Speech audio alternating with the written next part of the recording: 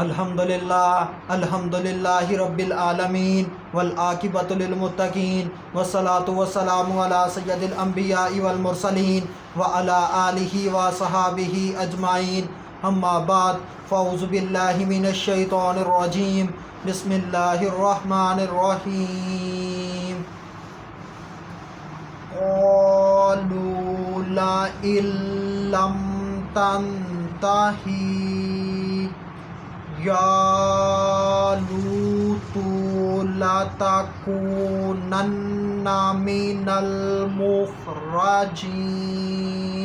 صدق اللہ العظیم۔ ان اللہ وملائکتہ یصلون علی النبی یا ایھا الذین آمنوا صلوا علیہ وسلموا تسلیما۔ اللہم صلی علی سیدنا و مولانا محمد وبارک وسلم وصلوا علیہ۔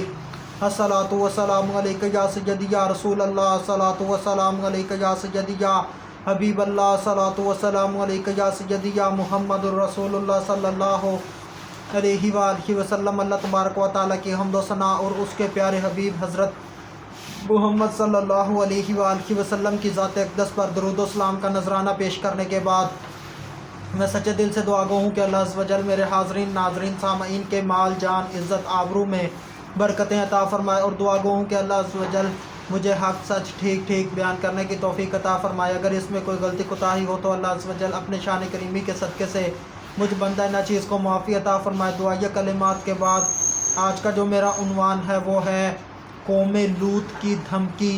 خطبہ کے اندر تلاوت کی گئی آیت کریمہ سورہ شعراء آیت نمبر 167، پارہ نمبر 19۔ ترجمہ: بولے اے لوط، اگر تم باز نہ آئے تو ضرور نکال دیے جاؤ گے۔ حضرت لوط علیہ السلام کی نصیحت کرنے پر قوم لوط نے یہ جواب دیا کہ اے لوط، اگر تم نصیحت کرنے سے باز نہ آئے، اگر تم اس فعل سے روکنے سے باز نہ آئے تو ہم تجھ کو اپنی بستی سے نکال دیں گے اور تم کو یہاں رہنے نہیں دیں گے۔ حضرت لوط علیہ السلام کے وعظ و نصیحت کو سن کر انہوں نے کہا کہ تو بڑا پاک باز بنا پھرتا ہے، یاد رکھ اگر تو باز نہ آیا تو ہم اپنی بستی سے تجھ کو نکال دیں گے اور تجھ کو یہاں رہنے ہی نہ دیں گے۔ ہمارے اوپر تنقید کرنے سے اور اس فعل کو برا کہنے سے اگر تو باز نہ آیا تو ہم تمہیں نکال دیں گے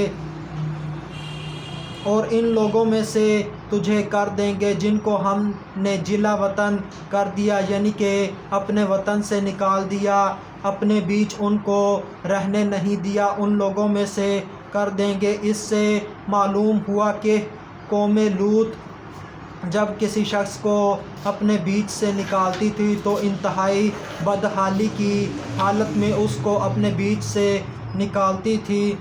اگر تم ہمارے کہنے سننے سے باز نہ آئے تو ضرور اس شہر صدوم سے تم کو نکال دیا جائے گا۔ تجھ کو معلوم ہے کہ اس سے پہلے جس نے بھی ہمارے خلاف زبان کھولی ہے، ہماری حرکتوں پر احتجاج کیا ہے، ہماری مرضی کے خلاف کام کیا ہے، ہماری مخالفت کی ہے، تو ہم نے اس کو اپنے بیچ رہنے نہیں دیا، ان کو اپنی بستیوں سے نکال دیا، اور اگر تو ایسا کرنے سے باز نہ آیا تو تیرے ساتھ بھی یہی حال ہوگا۔ حضرت لوط علیہ السلام کو یہ دھمکی دینے سے پہلے کہ تجھے ہم اپنے وطن سے نکال دیں گے، قوم لوط کے اشخاص اس بات کا فیصلہ کر چکے تھے کہ ہم حضرت لوط علیہ السلام کو، حضرت لوط علیہ السلام کے خاندان والوں کو، حضرت لوط علیہ السلام کے ساتھیوں کو ہم نکال باہر کریں گے۔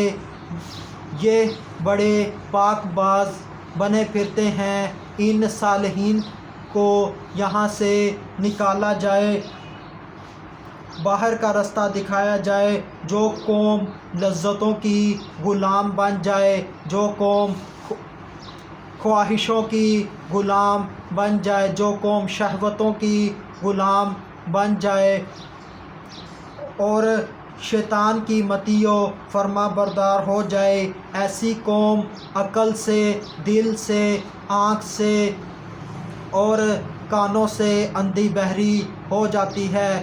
اس کو کچھ دکھائی نہیں دیتا، اس کو حق دکھائی ہی نہیں دیتا۔ یہ ایسی قوم کو صرف لذت اور شہوت پوری کرنے کی غرض ہوتی ہے۔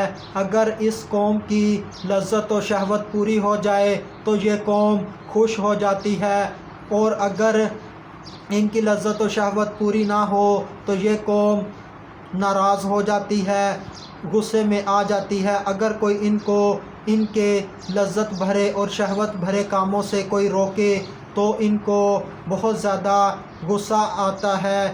یہ قوم لذت اور شہوتوں کی دیوانی ہو چکی تھی۔